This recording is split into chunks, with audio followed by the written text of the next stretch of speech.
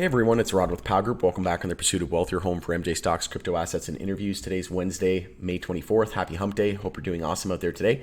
And in today's video, we're going to be discussing the stock Tilray Brands and SNB, Swiss National Bank. They lifted their holdings, now valued at 3.34 million. Also going to do some technical analysis on Tilray, what to expect in the days, weeks, months ahead. I've got a chart pattern that I want to show you and a potential price target that we'll be looking out for. But before we get to it, make sure to smash the like, help support me in the channel. It doesn't cost you anything. If you're new, you can subscribe, take the bell, you'll be notified on any future videos or when I go live. Getting very close to that 500,000 view mark on the channel. So first and foremost, thank you very much to the community who supported me along the way.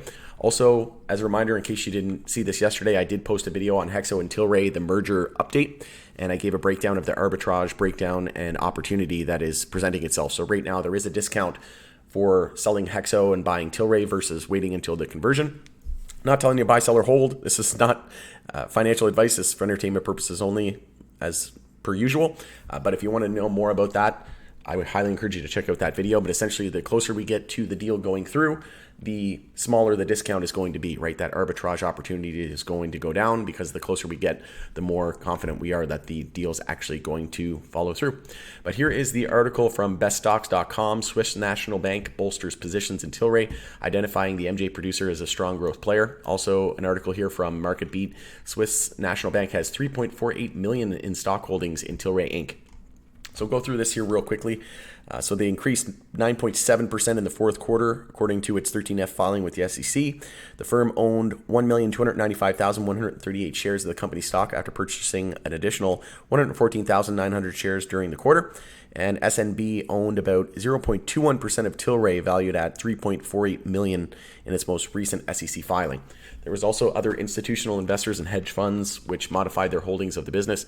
So Prentice Capital Management bought a new stake in Tilray in the third quarter, valued at approximately 2.908 million. We've got Thrivent Financial bought a new stake in shares of Tilray during the second quarter worth approximately 2.212 million. Cubis Systematic Strategies bought a new stake in shares of Tilray during the second quarter worth approximately 1.186 million. And Monaco Asset Management bought a new stake in shares of Tilray during the fourth quarter, approximately 740,000. Finally, California Public Employees Retirement System raised its stake by 27.2% during the third quarter. So that now owns 1,036,155 shares of the company stock worth 2.849 million after purchasing an additional 221,482 shares in the last quarter. 11.59% of the stock is currently owned by institutional investors and hedge funds. So going into this article here from beststocks.com, I'll go through it here pretty quickly. So SNB announced a significant increase in their holdings, as I mentioned, valued at 3.48 million. This announcement comes at a time where investors are closely monitoring the MJ industry amid rapidly changing regulations surrounding its legality and use across different jurisdictions. Interestingly, SNB's decision to bolster its position in Tilray suggests that it has identified the company as one of the strong growth potential and is optimistic about its future prospects. Tilray is a prominent player with the global MJ industry, boasting operations across 5 continents with products spanning from medical-grade MJ to cannabinoid extracts and merchandise. The company has pioneered numerous distribution partnerships as well with pharmaceutical companies like Novartis, ticker symbol NOVN, building an extensive network for product supply chain logistics to both local and international markets. SNB's decision to scale up their holdings within Tilray follows similar moves by other major institutional investors who have expressed growing interest in the once fledgling sector. With more than half of the U.S. states having legalized or decriminalized MJ consumption for either medical or recreational purposes, expectations are high, no pun intended, that key players like Tilray will continue to be well positioned for further growth going forward. Despite its rapid rise, there remains some uncertainty around regulation and burgeoning industry, which could affect companies like Tilray moving forward. For now, though, investors appear confident in both Tilray's underlying fundamentals as well as Swiss SNB's ability to make savvy investment choices on behalf of its clients. As we look into the future, it is clear the exciting opportunities await those who are attuned to both the needs of the marketplace and shifting regulatory landscape. Decisions like those made by SNB will likely continue to attract the attention of industry players, further fueling the MJ sector that has already proved to be one of the most lucrative in recent history. And as I've been saying on the channel for a while now, it is the second most riskiest asset class on the planet. Obviously, cryptocurrency, in my opinion, is that number one riskiest asset class, and then followed by MJ, right? But with great risk comes great reward, and we want the volatility, right? We're here for the volatility. We can't have 90% bear market corrections without 10x or 100x gains, right? You can't have volatility on the downside, or only volatility to the upside and not the downside, right? That's not how markets work. So we should embrace the volatility. We should be welcoming the volatility and taking this as a buying opportunity, like many institutional investors and hedge funds are doing, as you can see from this article. But Tilray gains attention from institutional investors and hedge funds, but analysts remain cautious. So Tilray, a Canadian pharmaceutical and MJ company, has been gaining the attention of institutional investors and hedge funds over recent months. Several of these players have been increasing their holdings in the company. So it just goes on basically to reiterate what I mentioned in the previous article. So we'll go through, see if there's anything else. TD Cowen lowered its target share price to $5 per share in April of 2018 after previously having had a target of $9 a share. Meanwhile, Roth Capital remains neutral in the stock, while ATB Capital Markets describe it as being sector perform. Overall, Tilray is viewed as a solid investment opportunity by many funds, but there are concerns over how well it will perform for both operational and regulatory standpoints going forward. With legalization taking place across North America and other countries starting to consider legalizing recreational use of MJ as well, there could be significant growth opportunities for companies like Tilray. But they will need to navigate new regulations carefully if they want to see sustained success. So obviously, the brutal bear market that we had since February 2021 didn't help the stock, and the lack of regulatory reform in the U.S. obviously that put a big damper on their plans and their valuation and what they were looking to do in terms of run rate.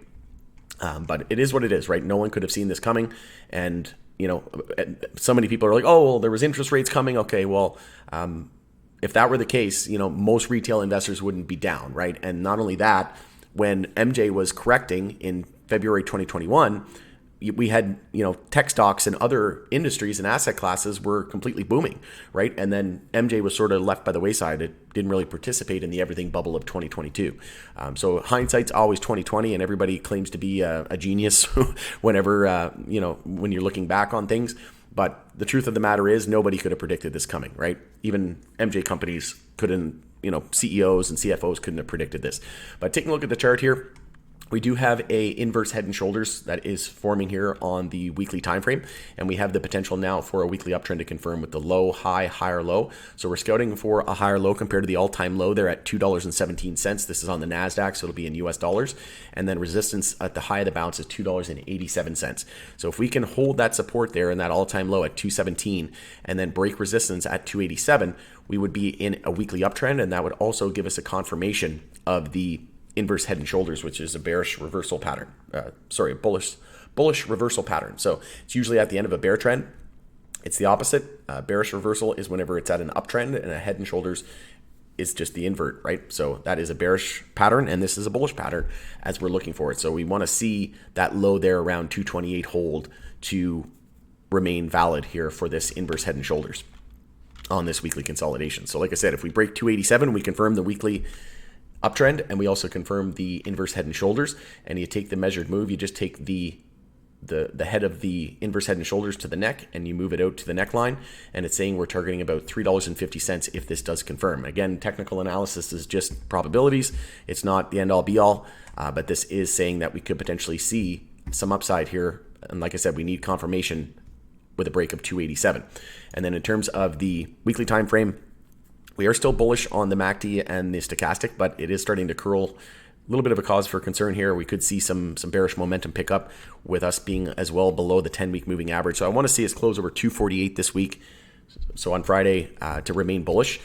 We do have a lack of resistance into the 50 weekly there at 315, and then the 200-day moving average. We tested the 200-day back here in December, and then we haven't. And then actually we did it again here in February, but we haven't tested it since February. We got above the 50-day, and then we tested the 100. We're back now right around that 50-day moving average. So if we can trend back towards that 200-day moving average there at $3.10, also lining up around the 50 weekly there at 315, we could see, like I say, some upside to about 350. So mid $3 looks very doable. And then in terms of price action, the next resistance is 359. So I could easily see 350 in the not too distant future.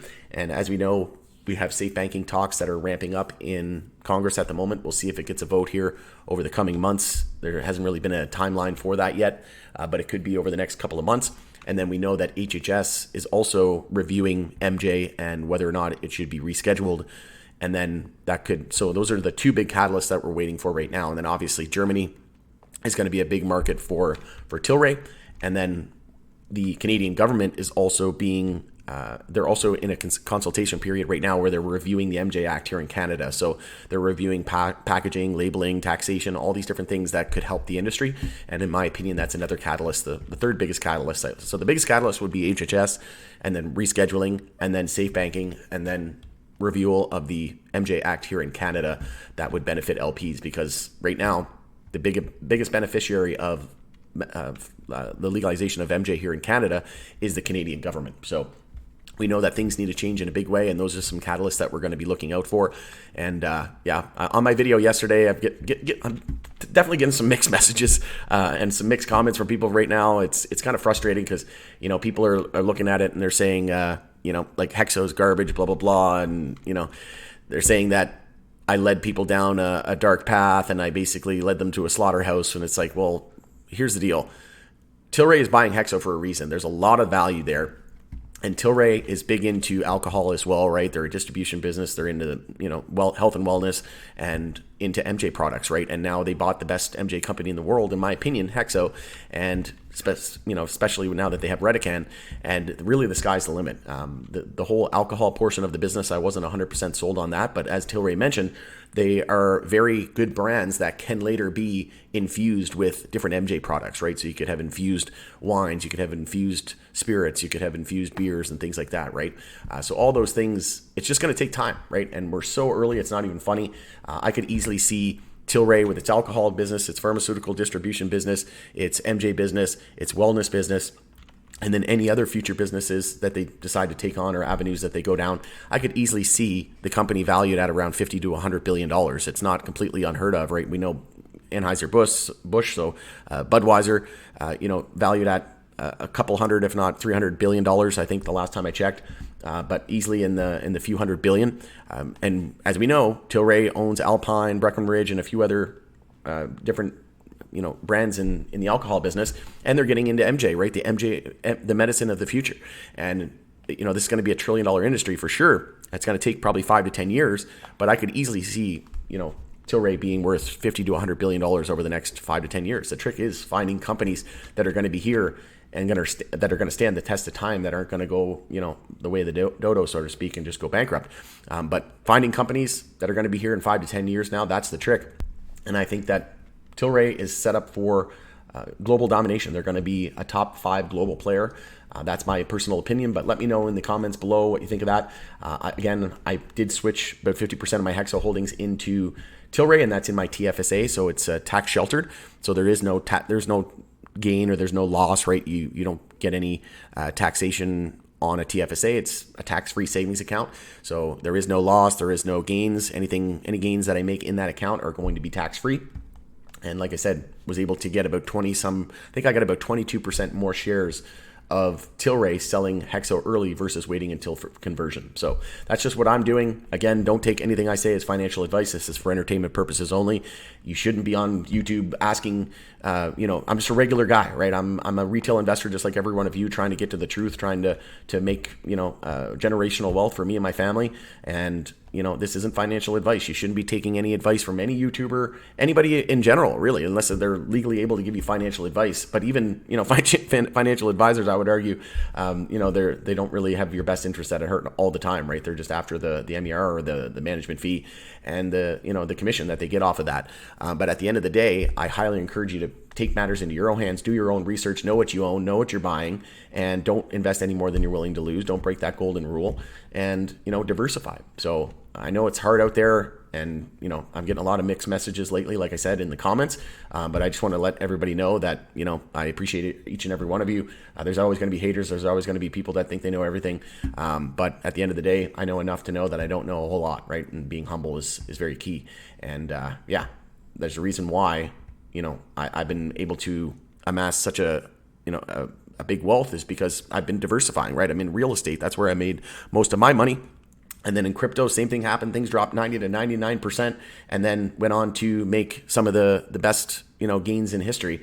Very, very lucrative sector, right? But again, that high risk, high reward, and MJ's just going to be the same, right? It's going to be 90 to 99% drawdowns, new all-time lows, right? It's just going to seem like we're dropping and things are never going to turn around, and then things are going to go 10x, 100x, just as easy to the upside. We get extended to the downside, we get extended to the upside, right? So even though valuations don't really make sense on the downside, they don't make sense on the flip side on when things are going up either, right?